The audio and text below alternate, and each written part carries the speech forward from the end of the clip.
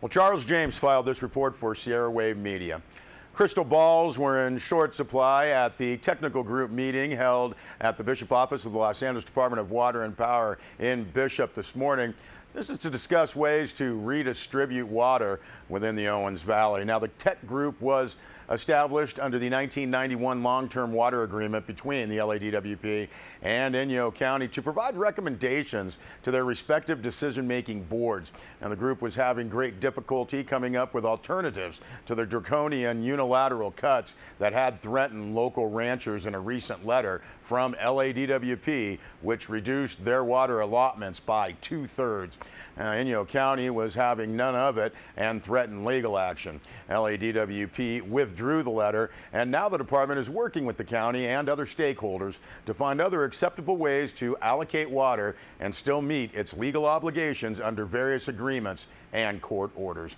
Now, the pumping plan for 2015-2016 is in the 70,000 acre-feet range, under which the parties have to analyze the impact on the water table, which, as a result of continuing drought conditions, continue to fall, although not as much as might be expected under current conditions. But participants at the meeting warned that, should the drought continue, conditions can worsen quickly. Alan Babcock with the Big Pine Tribe expressed concern about pumping in Big Pine and told the group that water efficiency on environmental mitigation projects are important to consider. He felt that fish hatchery operations should also be looked at, as well as for potential savings. Fish and wildlife operate their own wells, and they would have to be included in any discussions, as would any proposal to reduce water in which there is a current fishery, such as the ponds in the Bishop area and in Independence. Concern was also expressed by Sally Manning over test pumping by LADWP around the fish slough in Bishop. Inyo County Water Department Director Dr. Bob Harrington told Manning that the county shares that concern. The Lone Pine Tribe representative at the meeting expressed the tribe's concern over well number 416, which they claim has dropped 6 feet in just the last year. Now, some discussion centered on lowering the water level of Klondike Lake, but it was felt that it would present a safety hazard to people that use the lake for recreation and would not actually save very much water. Completely emptying the lake would only provide a week and a half of water for ranchers. Now, lowering or emptying of some ponds, however, are possible by migrating the fish to other areas up and downstream, or replacing lost fish once the ponds can be reestablished under better conditions. Now, the Lower Owens River project holds some promise of water savings by varying base flows and lowering the required 40 cubic feet per minute to 30 CFM, possibly saving 4,000 acre feet. It would require MOU partners on the Lower Owens River project agreement to approve any changes. Adjusting water used on Owens Lake for dust mitigation promises the greatest savings in water. Again, it will require cooperation between the various parties involved with the lake. Obviously, none of this is simple, especially during the current severe drought. The Inyo County Water Department will be discussing the various options at tomorrow's Inyo County Board of Supervisors meeting in Independence. And again, we thank Charles James for that report. And we urge you to visit our website, sierrawave.net, for 3 opinion and/or letters to the editor concerning water in the Eastern Sierra.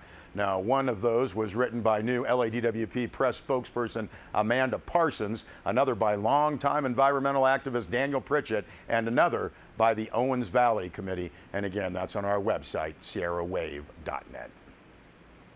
Well, last week in Mammoth Lakes, cooperating to compete, a community conversation. Mammoth Forward and members of the Mammoth Lakes Town Council and Mono County Board of Supervisors had a conversation about the economic future of Mammoth Lakes, Mono County, and the entire East Side. We'll start off with Mono County Supervisor Stacy Corliss. Public engagement in a different forum, getting out of council chambers in Suite Z to talk, to engage with you, and to really talk about issues and where we go from here, to actually hear, make a quick presentation and then hear from you. And this is so important because as elected officials, we represent you. Local government does not work without public engagement, and we have to not just expect you to come to our meetings but to give you a different way. And now we figured out that if we give you dinner,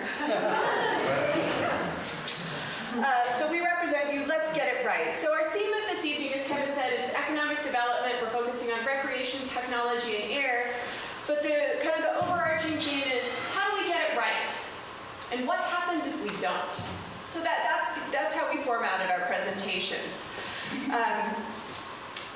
And then the ultimate goal of this, for me, as a county representative, I represent District 5 in Mono County, which is entirely here in Mammoth. And we have one other county supervisorial district, District 1, which is also entirely in Mammoth, represented by Larry Johnston, who couldn't be here tonight, but will attend the next meeting.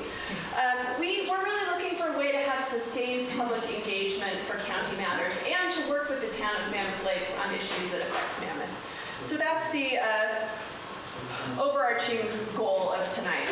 The format, real quickly, I also wanted to thank Elizabeth Kenny. The way this all came together was through Mammoth Forward, through Colin, John, and I meeting together, figuring out how we engage people. But Elizabeth Kenny played a wonderful role in this, and she really got us thinking, how can we use her successful East Side know-how talks as inspiration? And what we decided to do was to try to format our talks in a similar way. And she had to give the gold star stamp on our content and make sure we weren't just speaking in government-ese, but something that would be possibly even entertaining enough to have been one of her East Side know-how talks. So thanks, Elizabeth. She was out of town this week too, but played a huge role in this. So 3 presentations, East Side know-how style. So we'll ask you to hold your comments and questions until after our presentations, and then we'll switch format and go into discussion mode. So you'll notice in the formats, if we get it right, 5 gold stars. You see those up in the corner.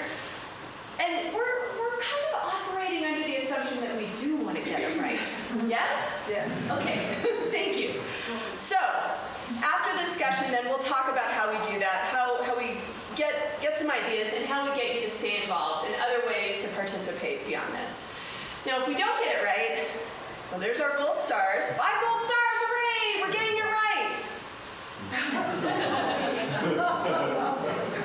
If we don't, same old, same old. So, there you have it. Now let's move on. Let's start your engine, start the clock. Let's talk about recreation, shall we? It's why we're all here. We love this beautiful place. We've got nothing to worry about. We got the Sierra Nevada. We've got mountains, we have lakes, we have fish, we have skiing. Except the fish are getting smaller and smaller. Snowpack, not so much. And most of our recreation takes place on our amazing public lands, like the Inyo National Forest, on which we stand right now, or I stand and you sit, with ever-shrinking budgets overall and funding for recreation just abysmally low for them to do what they need to do. So maybe we do need to think about what we're going to do. Should we do anything? Why bother? So it was John Muir's birthday last week. I couldn't resist putting this slide in. We need to, because people still do love it here. Those nerve-shaken, over-civilized people. This is also a nod to Elizabeth, by the way, and our wonderful monument sign out front. People do come here, and we need to get them coming back and staying longer. The fountains of life that Muir talks about, that's recreation. And we'll have more from Cooperating to Compete in future broadcasts. And a way to help the local economy and doing it for a great cause, a group of Bishop citizens has formed a board and is in the process of becoming approved as a nonprofit corporation. Now, the intent of this group is to organize and institutionalize an annual music festival for the express purpose of raising funds for the National Wounded Warriors Center in Mammoth Lakes. All net proceeds from this annual event will be donated to the National Wounded Warriors Center. Now, the festival is being planned for the summer summer of 2016. Believe I saw early August, and will be a 2-day event starting on a Friday and ending on a Saturday night with camping at the Tri-County Fairgrounds as a feature. They hope to attract well-known entertainers in addition to various up-and-coming music artists. Now, anyone interested in getting involved with planning, donating, or performing is encouraged to attend the first of several mixers, and that will be held this Wednesday at the Bishop VFW Post 8988. The board will be meeting at 5 p.m. The mixer starts at 6 p.m. Olga Rojas will be providing her famous burritos as a kickoff for fundraising. Board meetings are held twice a month, open to the public. Anyone that is interested is welcome. Highly encouraged to attend. The meeting schedule, and you can get more information on the website www.musicfest.org. And a press release notes that this is a crucial veterans cause and stands to benefit our local community. We'll be back with more news.